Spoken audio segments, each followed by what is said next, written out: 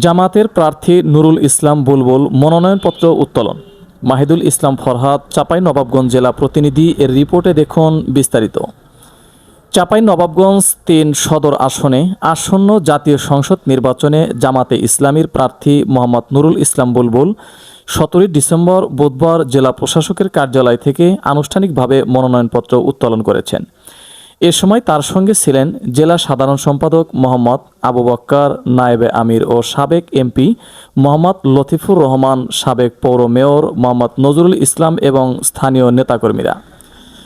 মনোনয়নপত্র উত্তোলনের পর নুরুল ইসলাম বুলবুল জানান, তিনি এলাকায় সার্বিক উন্নয়ন, সুশাসন ও জনগণের অধিকার প্রতিষ্ঠায় কাজ করতে চান।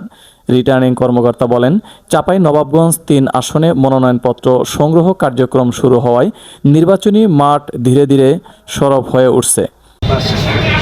S MP news 24 news desk.